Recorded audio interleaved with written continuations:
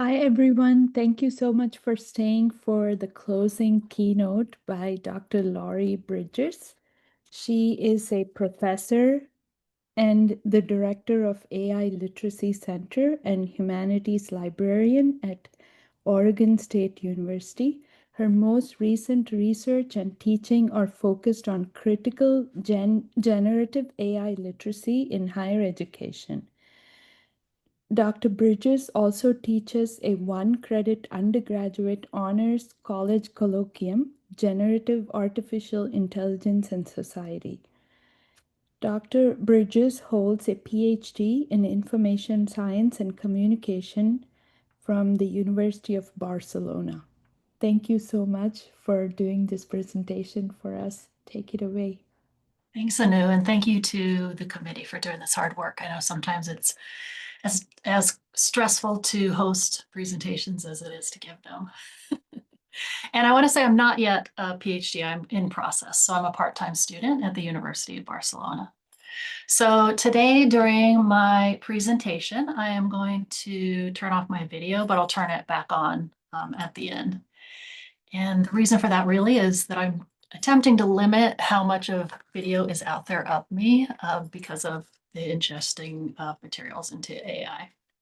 So I'm here today to talk about generative artificial intelligence from a library instruction standpoint. And I am the director of the AI Literacy Center. It's a virtual center here at Oregon State, and it's a new position. So I'll talk about that and also my current thinking about generative AI in instruction. So my talk today is called It's Not Magic, From Stars and Sparkles to Critical AI Literacy. And my coworkers here at OSU have heard a lot from me most recently about the Stars and Stripes logo. I mean, the Stars and Stripes, the Stars and Sparkles logo, which I understand is actually officially called the Sparkles logo, but I have been referring to it as the Stars logo. But before I get going today, I wanted to test things out by having a poll everywhere. So I'm going to do a couple polls, and I thought we could just start with this one because I always love to know where everyone is coming from. And I put a link to the poll here in the chat. So you could just take a moment and put a dot close to where you are.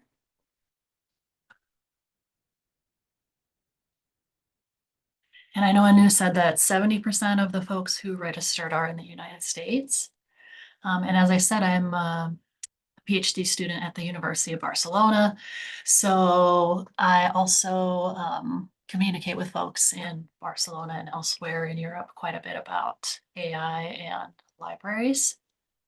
So it looks like almost everyone here today at this point is in the US.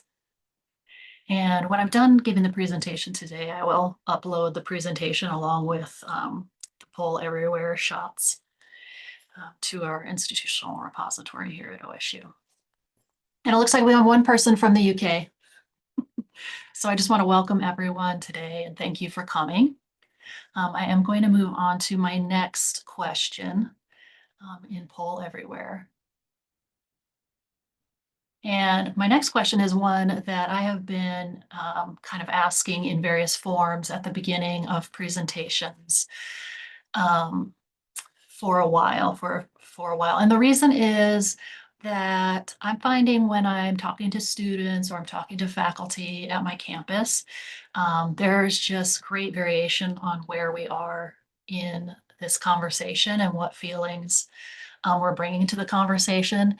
And I'd like to note too, there's a really excellent article recently by Andrea Baer called The Feelings Rules, and Andrea's a librarian, and it's called The Feelings Rules, and it's an article specifically about policing one another's feelings related to AI. And the reason I like to have this chart before I start talking is so that others in one end or another are aware that there are people all over the spectrum. And I really feel that we can't move forward with the conversation if we're not all in the room and listening to one another. So at my campus, which is Oregon State University, we have approximately 36,000 students, and we are the primary engineering university for our state. And as such, we do have like the longest running PhD in artificial intelligence at my university. We also have a master's degree in artificial intelligence. We have computer science students. And that's not to say that they are pro Gen AI, because Gen AI, generative AI is different than artificial intelligence. Um, it's just a subset. But nonetheless, you have the College of Business, which on the whole at my university is much more pro generative AI and in school and practice, whereas the humanities faculty are having much more difficult conversations and concerns. So across the campus, we're having all kinds of different reactions and opinions. And I think part of the reason that we are sometimes held back is because there is so, and by held back, I mean in conversations, because there is just so much variation in opinion about AI and how to move forward in this landscape. So I also want to stress that everything I present today is kind of, I guess I'd say in process, and we're all just building the plane as we fly it. But my interest in AI literacy is really to um, understand AI for the general public, which of course includes undergrads and faculty. So we have a lot of, I guess I would say, catching up to do, because there were niche conversations about AI. For example, if we have our PhD in AI, so obviously those faculty are aware of what Gen AI is. And when it got here, it wasn't particularly a surprise. But then we have other faculty who now are having to grapple with this. And I do think holding space for people when their job has changed so dramatically because of AI, which is not something they asked for. So I think there's some space to be had for allowing people to grieve for this change that's happened in their jobs. But I want to talk about AI as magic because on a fundamental level, um, I would like to push back on library vendors and others who represent AI as magic. So how did we come to this place where AI is represented by sparkles and the language around it often signifies magic? So as you are aware, and Kareem had mentioned this morning, the term artificial intelligence was coined in Dartmouth in 1956. There's a great book called Imagining AI, which is by Cave and Dehal. They're the editors. And this book includes chapters about different imaginings across cultures of intelligent machines. And so I just want to acknowledge that intelligent machines have been imagined in different cultures across centuries. But specifically, what I'm referring to is the imaginings that came out of this 1956 naming of artificial intelligence, and then also the science fiction books that were in the US and popular at the time. So I, Robot was published in 1950. Here is the cover of I, Robot around that time. I'm particularly interested in depictions of AI around that time because my dad was born in 1950. My dad was a huge comics book reader when he was little. He loved sci-fi, and both my parents are computer programmers. So my dad graduated from college when I was in second grade, and my mom when I was in sixth grade. And so discussion about computers and science fiction and robots and artificial intelligence were a part of my life growing up, since my dad really enjoyed talking about those things. Um, so when you think back to those imaginings, and then how did artificial intelligence discussions develop over time? And I was just looking into this a little bit this week, and I randomly, through search results and whatnot, stumbled upon this engineering report from Latanya Sweeney, who is now a professor at Harvard. And she wrote this report in 2003. And she basically looked at textbooks and talked with engineers working in the AI space. And she was saying there was no clear definition for artificial intelligence. So if you looked across these different areas, how would it be described? And then she from there put it generally into three groups. AI is constructing a superior human, AI is constructing smarter machines, and AI is constructing a human-like machine.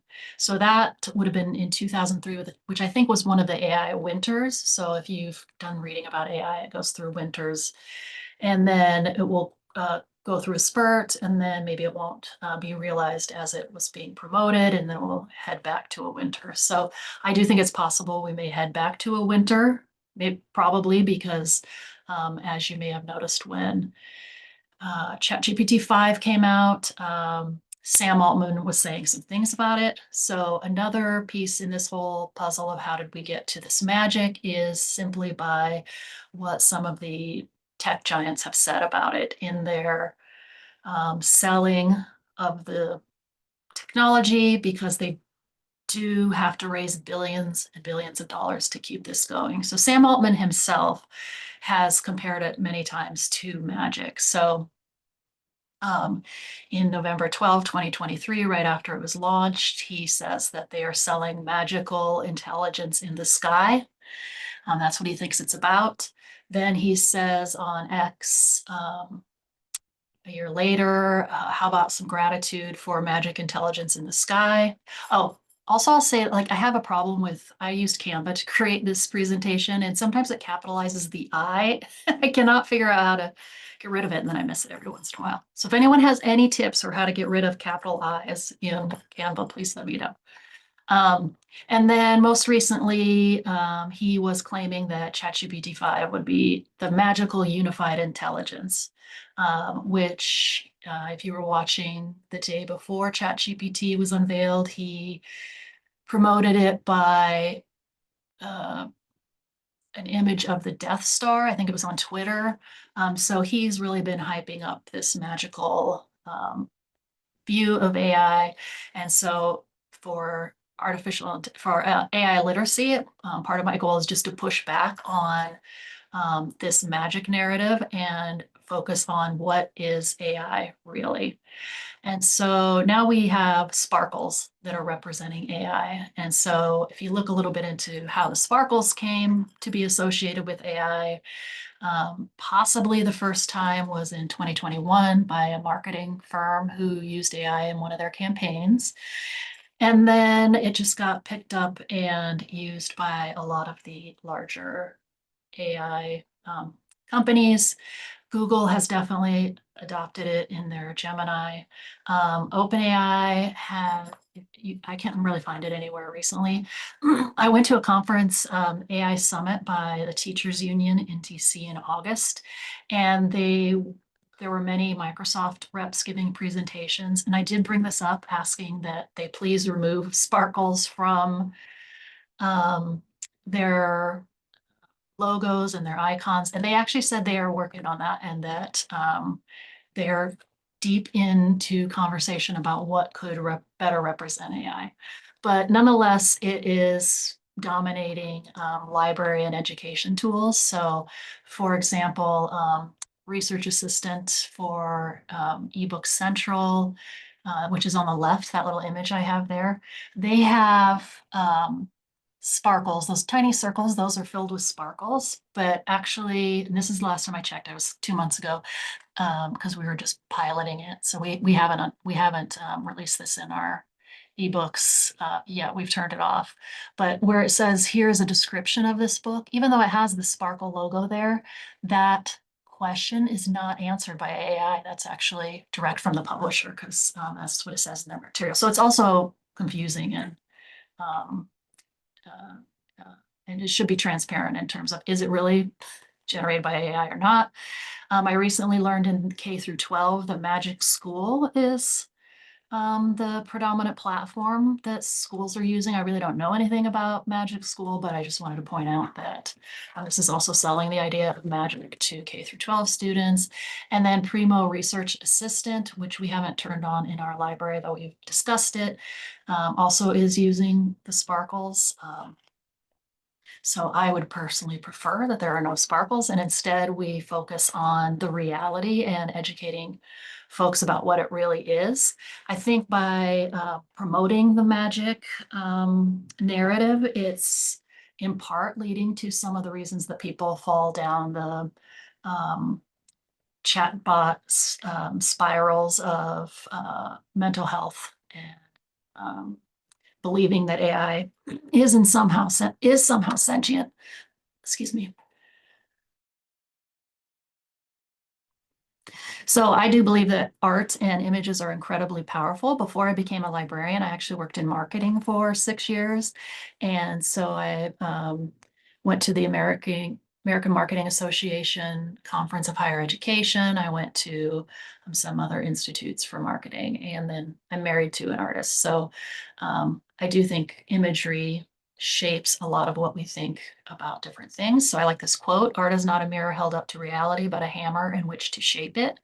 As librarians, I think we do know that in terms of disinformation in imagery and where deep fakes are going in the future and currently. So also part of educating students about AI and faculty. And so if you haven't heard of it, one thing I personally would like to promote more, because it's just phenomenal, is an organization called betterimagesofai.org. They're in the UK, they're a nonprofit, also headed up by someone who worked in the marketing industry for over 20 years. And she spearheaded this idea of creating a repository where she and her team would gather um, images that could better represent AI. So they have a report or a book about AI and how to better represent AI. And so if you went to Google right now and you typed in AI images, this is what I did just this week to get this screenshot on the left side, you can see almost all the images are blue. They include brains. They are magical in representation. They include robots. And there's the creation of Adam, one hand touching another. So in their list of things to avoid when representing AI, this is their list. And then the reason to improve imagery of AI is to reduce stereotypes. So specifically, they call out in their report that AI is often represented in robots that appear to be white, but it's also predominantly males, and it can reproduce all kinds of stereotypes. So also to improve understanding, making sure that whatever is being put out there represents current reality, not some fantasy of what could be, or building on that, don't build on the magic trope. And then also building trust. So I'm working with our graphic designer here in the library, and we're going to put together a presentation to give, hopefully at the Oregon Libraries Association, just about imagery and how does the images that we put in our promotions or on our website build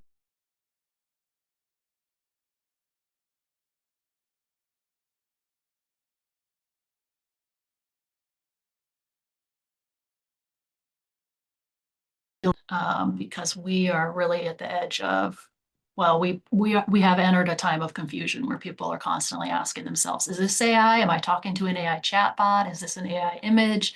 So I think libraries can really lead on making sure we're transparent about what we're doing and where we are getting our images from. And then some recommendations from Better Images of AI is to honestly show what the technology can do, nothing more.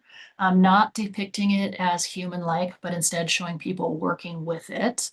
That's why I like this image on the left. I've used it quite a bit in different activities I've done because it's basically showing what it looks like when I work with AI, which is sitting at a desk in front of a screen. Um, Necessity, don't use images of AI if the story isn't even about AI, and then use images that are specific to the type of technology used. And then I just want to call out too the power of imagery. You may have heard of Timnit Gebru, who is a leader in AI ethics, and she and some other authors wrote a paper and called out large language models as metaphor as a stochastic parrot. And so if you've seen the comparison to stochastic parrots before, it comes specifically from this paper. An interesting thing to note about this paper is that it's when I really first took notice of what was happening in the AI world, because at the time I was quite active in Twitter and I followed Black Twitter. And Timnit Gebru was fired from Google ethics. And it kind of blew up on Twitter, and it had to do with this paper that she wrote, and they said it wasn't, Google said it wasn't in line with their quality requirements. Yet this paper has now been cited 9,000 times. So take from that what you will.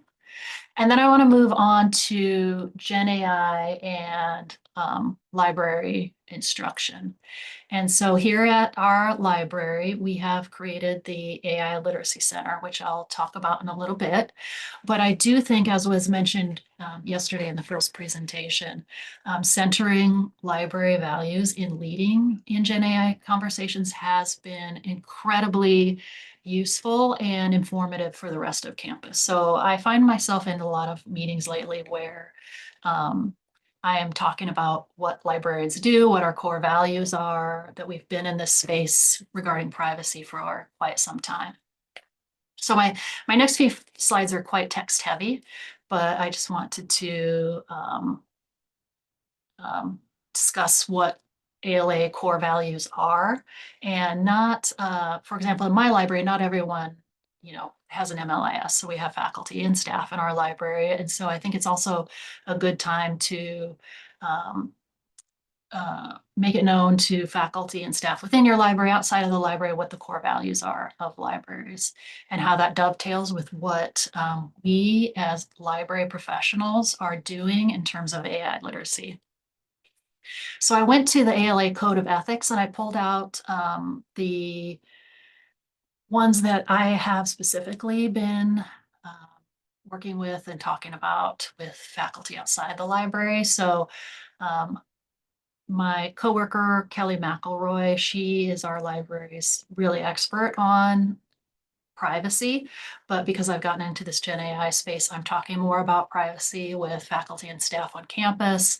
And as a result of a meeting I was in last week where the university upper administration and the RIT, University IT department were talking about creating processes for vetting AI tools across the campus. Because I was in that meeting, I said, well, this has been something libraries have been doing for a long time with our procurement processes. And so please invite, and then I named a staff member that I thought should be on the committee.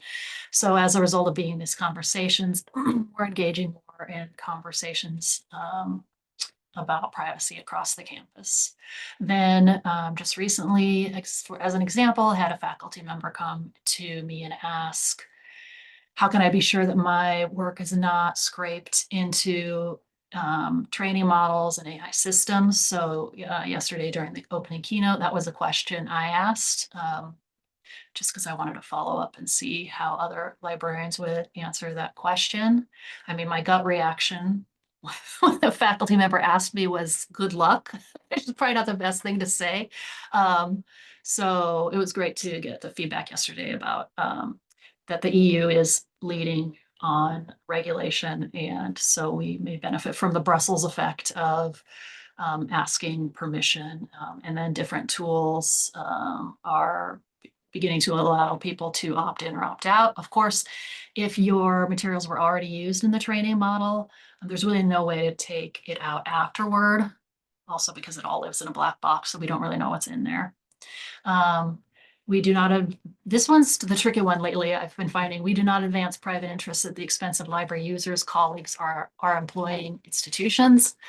I think this is a difficult one when I think back to, when libraries were physical objects.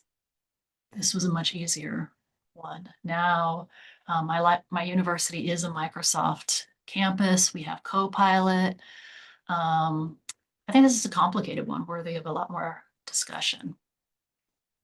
And then this one, inherent dignity and rights of every person. So I am teaching a class, which I will talk about, and it's generative AI in society. And in this class, we specifically focus on bias and how generative AI is going to influence all areas of society. And then I just want to point out that in my understanding of information literacy, I often rely on the ACRL information literacy framework. Um, and that dovetails then into the kind of, I don't know what to call it. I'll call it the rise of AI literacy definitions and frameworks. It seems almost every week there's a new definition or a new framework, but I do consider AI literacy just to be a subset of information literacy. And again, I've been bringing that up to others around campus for some time when they seem surprised that librarians are involved in these conversations and that we do know so much about it, that we've been talking about information literacy for some time, and this is just one subset of that. So here in our library, we decided as we were working through our strategic action plan, which was implemented in September of 24, and then a small group was put together specifically to address AI literacy and how we would move forward. And so this strategic action plan small group, I asked that we choose or come up with our own definition of AI literacy so that I could just have that with me and others could have it with them as we discuss this with other departments across campus, just to make it easier when people keep asking, what's AI literacy? And so we gathered together some different definitions and frameworks just to review them. So we decided on looking at these on the list here. Everyone in the group was to review them before we met and prepare any feedback or which ones they preferred. And then we got to the meeting and I was so surprised because the meeting was quite quick and we all agreed fairly quickly on using the Digital Education Council's framework. And this is the statement we came up with afterward for any printed material or maybe any emails if we wanted to talk with folks about the framework that we decided to go with. And we're just using it as one framework to lead conversations. But the College of Business on our campus, after we said this, they also said, okay, we're going to also use this one. So they've been very involved with education efforts of the College of Business students. And their definition is the essential knowledge and skills needed to understand, interact with, and critically assess AI technologies. AI literacy includes the ability to use AI tools effectively and ethically, evaluate their output, ensure humans are at the core of AI, and adapt to the evolving AI landscape in both personal and professional settings. Now, the one thing I will say is definitely missing from this definition is something that Curie Wagstaff, our AI special advisor in the library, and I'll talk about her in a bit. She pointed out that the definitions and frameworks all seem to be missing a good point, which is first deciding if you should even use AI. So a lot of the definitions assume you're already there, you're using it. So I would add that. Knowing when to use AI or when not to use AI. So the Digital Education Council has a framework for students and also one for faculty, but we're working off of the student one. And my efforts as a librarian and humanities librarian is the basic understand AI and data and how does it work, and then also evaluating the output, and then getting into the ethics. But we're really focusing on this and we haven't moved or discussed, well, we've discussed it, but we're not, helping people create agents or anything like that. We are really focused on helping people understand the basic inputs, the process, and the output. And then for me, and for many of our library staff, we're focused on critical information literacy. And I'll just use the definition that many folks use, which is it's the theory and practice that considers socio-political dimensions of information and production of knowledge, critiques the ways in which systems of power shape the creation, distribution, and reception of information. Now, the reason I don't have, and there is in AI literacy and in the DEC definition we chose, of course, there's ethics in there, but I do think it's important to call it out as critical information literacy because there are a lot of areas where people are not and areas, I mean disciplines where they're not automatically assuming ethics is in there. So when I say critical AI literacy, there's a little bit more recognition that it's not just learning the technical process. And then I do want to just, I guess, give an article I've co-authored, blog, which should be coming out any day. And it's something I worked on as part of my PhD and my co-authors. We reviewed syllabi and then did a scoping review, and we're publishing an article talking about moving towards critical AI literacy in LIS education. So there are different LAS programs, of course, that are talking and working on AI literacy, but some programs are only focused on the technical aspect. And so we would like folks to move toward the critical AI literacy aspect. So next I want to talk about what we have done here at the OSU libraries, because obviously this is the library that I know the best. And I want to acknowledge that we've gotten a lot of inspiration ideas from other libraries. So as I said before, we're building the airplane as we fly it. And so I hope that this can spark some ideas for you and that you'll give me some ideas too when I'm done. So first off, I started in the fall of 24 teaching a 1-credit class called Generative AI in Society. It's a pretty small class.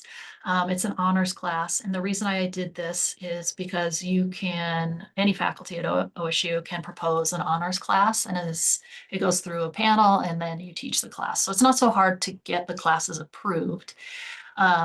But the reason I wanted to teach the class was somewhat selfish. I wanted to talk to students about AI and see what students are thinking and what they're talking about. So it's been incredibly useful for me in that way. And then also to try hands-on different activities. And so I'll talk specifically about some of my activities in the next slide. But also there is a new class taught by Hannah Rempel and Adam Lindsley in my library. Hannah is our graduate services librarian. And so she's been working with the graduate school to develop a class called AI Ethics and Professional Practice.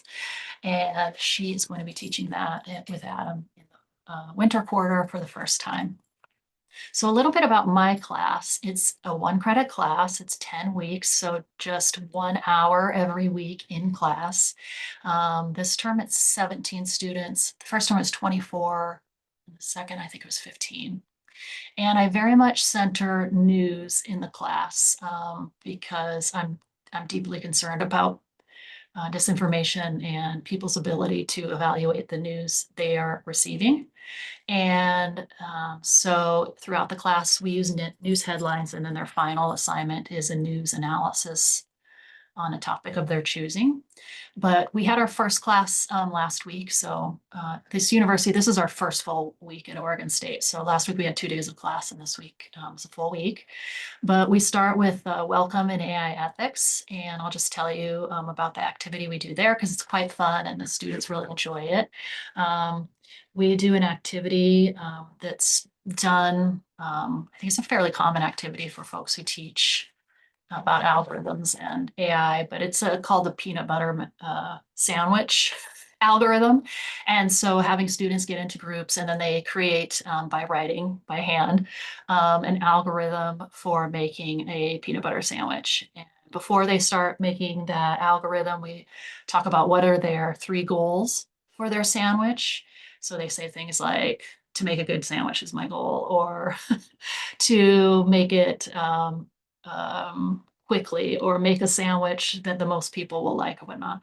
The second one is who are the stakeholders in your sandwich? So it could be the restaurants that's going to serve their sandwich. If they're doing a restaurant, it could be their parents, it could be themselves, it could be the millionaires that own the peanut butter company and things like that. So they discuss who their stakeholders are going to be, and then they write the algorithm for the peanut butter sandwich, and then they have lots of fun.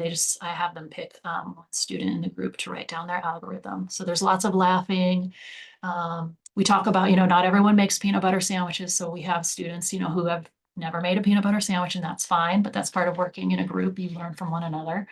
And then at the end, we discuss the idea of ethics by design, which is an idea that comes out of the EU and engineers in the EU, from what I understand. And basically, if we consider ethics from the beginning, how would that be different than considering it at the end? So after they do the algorithm, we talked about, okay, let's think about the ethics.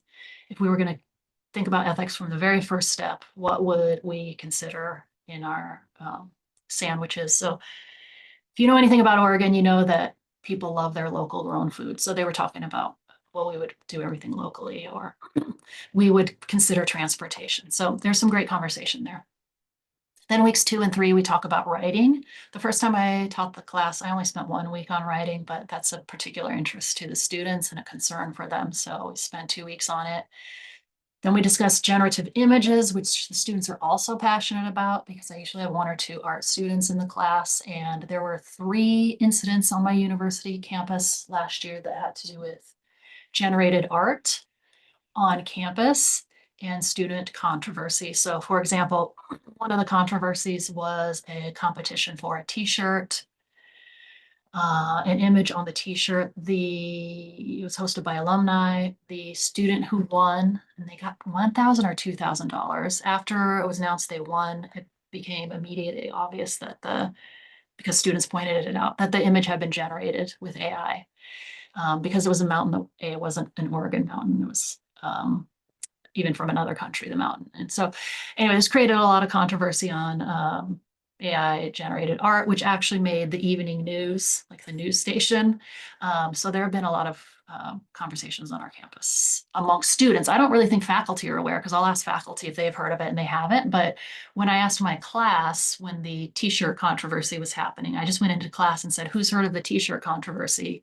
And every student raised their hand. But when I would ask faculty, they had no idea. And it's because, in my opinion, it's because most of the controversy was playing itself out on Reddit. So maybe student, faculty, and staff were not paying attention to Reddit. There are a couple of people in my library who pay attention to what's being said about the library on Reddit. And so they're the ones who would share it with everyone else. The students in my class are really concerned about deep fakes. And so we have a class about deep fakes. That was a student choice in the first time I taught the course. And then we have 2 guest speakers. The first one's Anna Guasco. She's a new faculty member on our campus. So if you're ever looking for a speaker, she is great. And she is primarily interested in the ethics of humans attempting to communicate with whales using AI. So if you're unaware, there are efforts to talk to whales, and Anna specifically does not support this work. And so she's working on research right now about concerns and ethical questions that should be asked before people talk to whales. And then our second guest speaker is Kiri Wagstaff. And Kiri is like a dream from heaven that dropped into the library.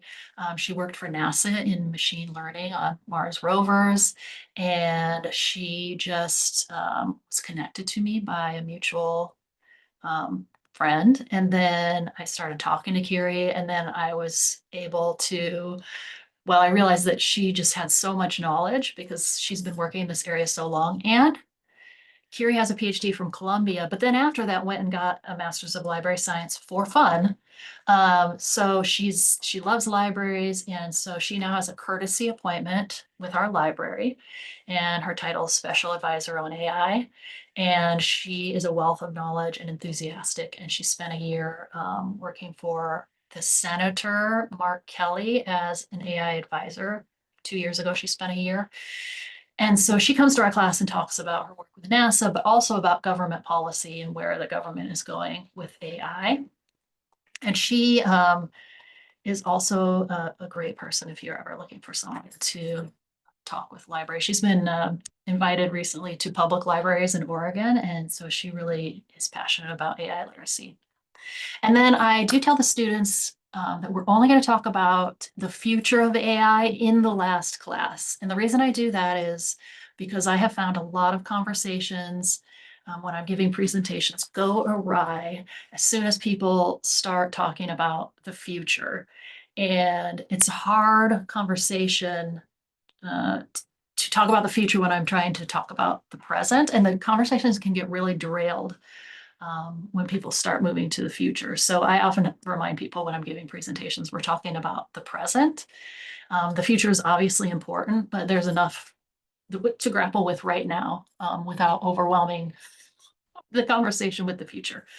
Um, so then out of our strategic action plan, it was put in there that we would establish a virtual AI literacy center in the library in a partnership with our Center for Teaching and Learning. So this really was inspired by the University of Calgary's Center for Artificial Intelligence Ethics, Literacy, and Integrity. The dean and I, our dean and I had a one-on-one Zoom meeting with their director. I think it was in the fall, maybe it was last summer, I can't remember. And then the dean really took it forward and got the partnership together and did a proposal that went to the university administration back and forth a few times. And then the proposal was approved in March of 25. Then we spent the next few months putting together different things like the website, resources, and also one very important aspect of our AI Literacy Center are fellows. And so our dean has funding through an endowment that we are able to use this year and work next year. And then I'm going to work on getting some grant funding. But as a way to support the work we're doing, but also as a way to help faculty educate one another and uh, do the learning that they need to do to grapple with this change in education. We are supporting these fellows. And so we partnered with our Humanities Center and worked with them to develop like a description for two fellows. And so we hired, well, I can't say hired, I don't know what you'd say. We appointed them in the summer and school year. So Anna Guasco, who I mentioned before, who is the whale scientist, she's doing a school year fellowship. We bought out two of her classes so that she could continue her research on whales and communication with whales, but then also she'll be doing a component as service for the AI Literacy Center. And so she's putting together a speaker series that I'll talk about in a minute. The other humanities fellow was JT Bushnell. And JT has done a lot of work in writing and he's grappling with how to deal with generative AI as a writing instructor. And so we gave him a fellowship this past summer so that he could turn those materials into OER resources that could be shared with others. And then we have three fellows in the Center for Teaching and Learning that the library is funding, and those folks will be doing their work throughout the year, working with instructors on campus. Here in the library, we're doing workshops in the library and workshops at the Center for Teaching and Learning, and then we advertise them on the AI literacy site in one location. So some workshops that we are doing for the first time this fall that we've never done before are, I'm doing one called GenAI Primer for Students. It's just a 30-minute workshop for students who basically want just to talk to a human about Gen AI. And I say that because that's what I've learned from the students in my class. They're surprised. Well, I'm surprised some of them will say teachers have never had conversations with them about Gen AI. So it's just an opportunity for students to kind of come and chat with me. But I do have a presentation and I have a library guide that goes with it. My coworker Kelly McElroy is doing a workshop on AI and privacy and what you should know. She just started promoting that, and I was kind of amazed at how quickly it's filling up. Using AI tools for literature research, we do have subscriptions in our library for 1 year to cite consensus and elicit. And we are just piloting them. And Hannah, the grad school, our graduate student coordinator, she's kind of leading those efforts for those tools. And then another colleague and I are going to teach critical source evaluation in the age of AI. So that's also for instructors because we're hearing a lot of feedback from instructors about what to do when students are bringing generated citations. And then we also had a speaker series. We started it this summer and we had 3 speakers. We started with Kiri and she did a talk about what we needed to know about AI. Then we invited Dr. Maha Bali and she's in a Center for Teaching and Learning at the American University in Egypt. And then we had Dr. Karis Craig from Canada and she talked about uncovering the AI copyright trap. Maha's recording is online on our AI Literacy Center website. And then Karis's is currently being closed captioned, and that should be up any day.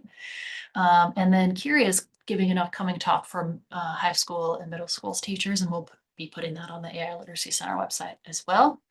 And then this year, part of Anna Guasco's fellowship will be hosting a critical AI literacy speaker series, which she is calling Critical AI Literacy in Practice and Community. And I think she is going to focus on speakers about the environment, which is great. And she likes to host conversations. So I think that will be worth attending, and we'll promote that as soon as we've asked the speakers. We've also done something we're calling the AI Coffee Clatch in the library.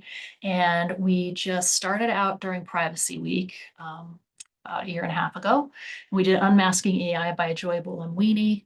And we just advertised it to instructors and professors. And we got, I think it was like 26, and then the library staff, we had one for them as well. And there was good turnout. So we did it again the next year and did How Data Happened. Again, it was about a group of 20, but the faculty and instructors who come are so appreciative that they asked us to do it more often. So now we do it quarterly. And these are the books we've done and the books we're going to do. The group is usually small, about 20.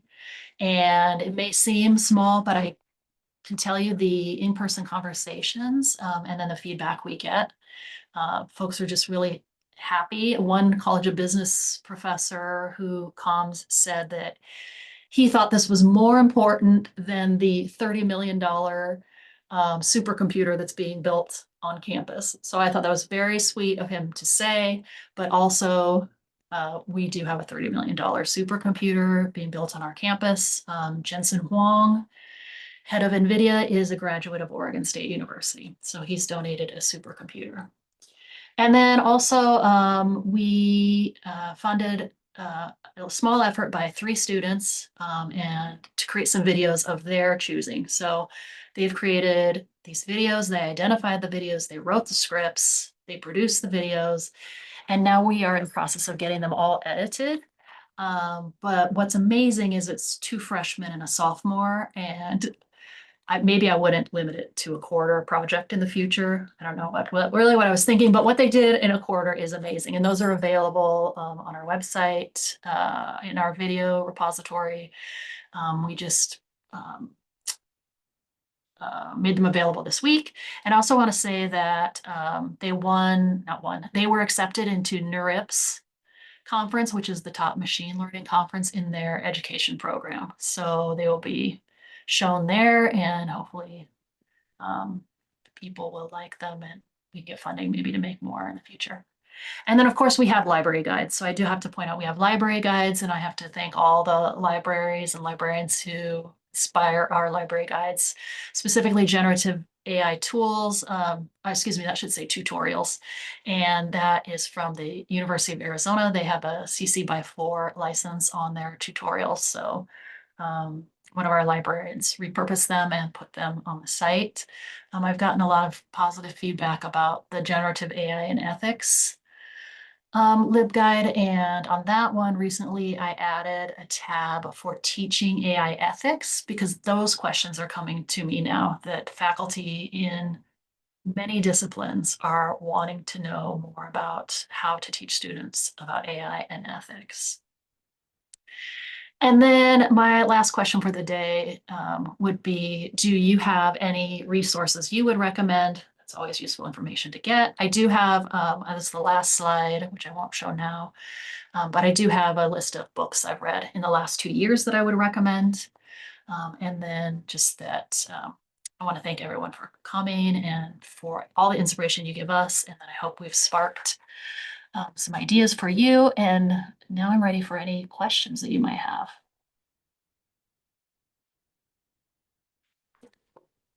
Lori, there's several questions in the Q&A, if you can. Okay. Yeah, I can take a look. What do you think of the notion of having an AI librarian versus library AI committee that looks at various elements of AI and work and at work? Um, It's a good question. We don't have an AI librarian. I should say the AI Literacy Center is 0.5% of my job. And then the other 0.5 is as humanities librarian. And so in these workshops we are doing them the same way we've always done them, which is ask the teaching librarians, well, encourage them, like, we need to do this. So who can put together a workshop? What are your interests? And then that's what we're offering. We may hire an AI librarian in the future, specifically if we move toward helping people program or create AI agents or kind of data analysis using AI and those things. We would need someone with a little more expertise. Let me see.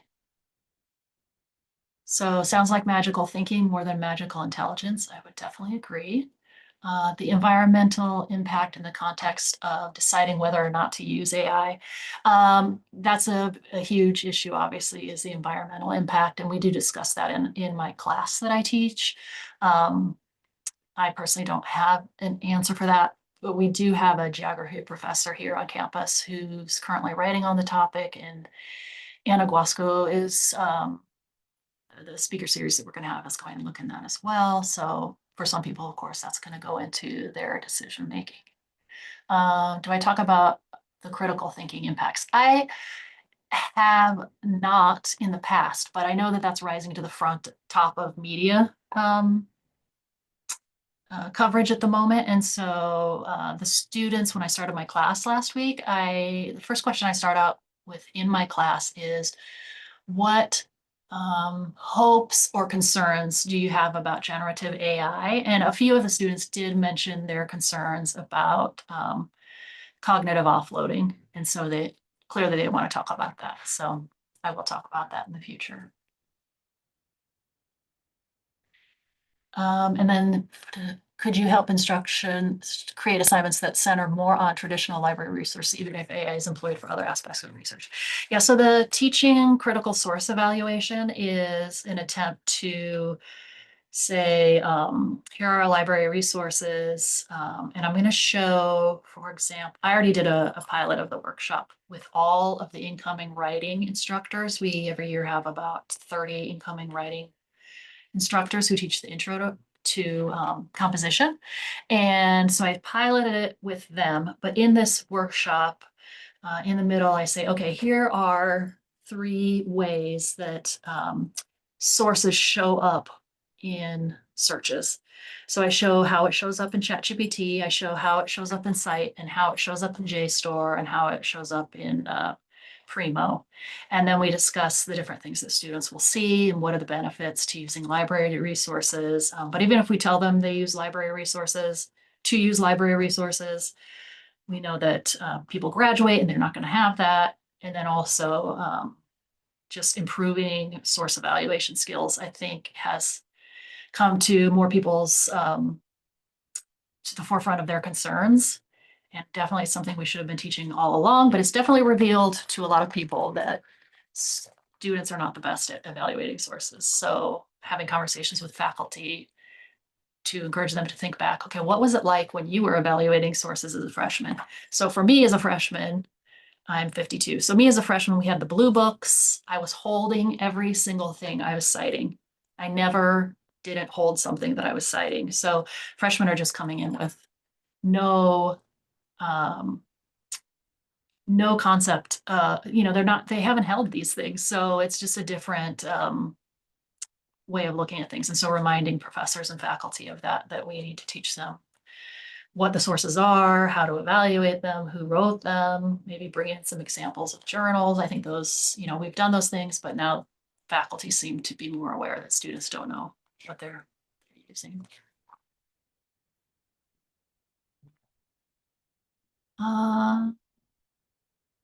Yes, I'll share all the resources they'll be in, and I can add it to the last slide.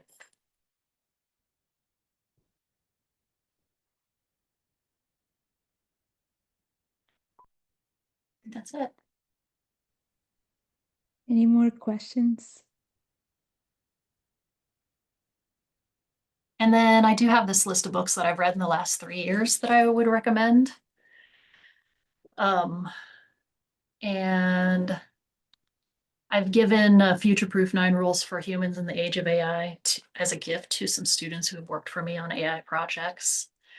And Kareem suggested AI snake oil, which is something we're doing in our book club next term. And I thought that was great.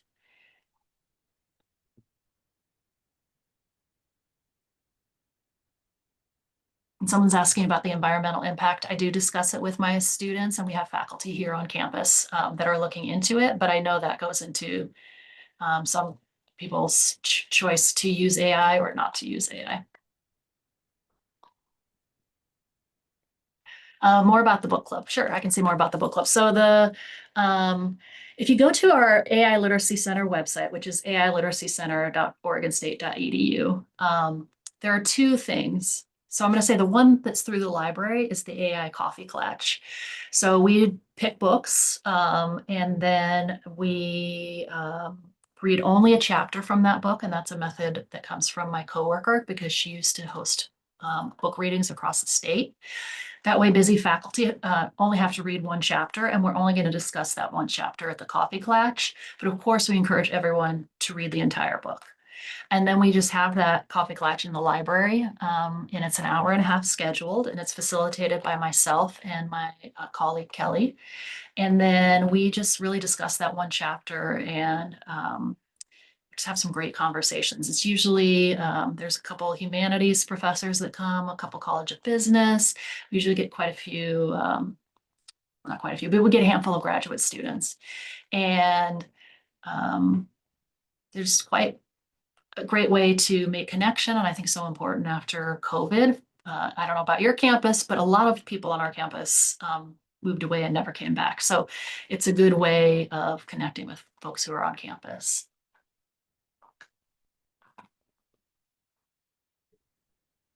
Lori, I think you answered this, but I'm gonna ask it one more time.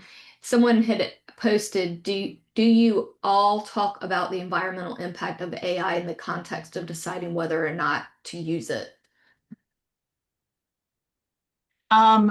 We have discussed it as a library, yes. But is it, I mean, there's more research being done on it, and so how does it compare with watching a Netflix video or driving a car? So there's other things. So it's each individual has a different idea or opinion within our library. It's much like AI evangelizing or hype versus AI abolitionist. I mean, we are across the board in this library, so people have varying opinions on all of the issues. But what I will say is, I don't think. I would say I'm an AI pragmatist, maybe leaning towards skeptic, and if this campus, our university is moving on with AI. I mean, the library can be involved in the conversation, the library can't be involved in the conversation. So this is our choice to be involved in the conversation and educate people about what AI really is and what it's doing. So that's why we're also hosting the fellows who are critical of AI, and Anna Guasco will talk about the environment and concerns there.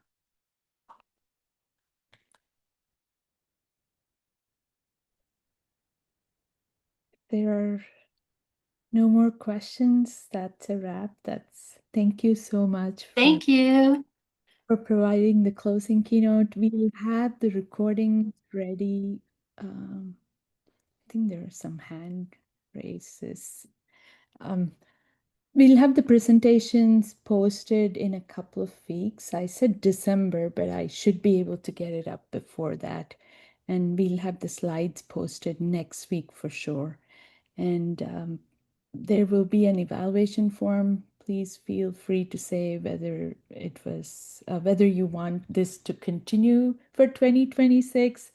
We will call for proposals, and we want to hear more about the projects that the librarians are doing across the globe. And thank you to everyone. Thank you, Anu. Very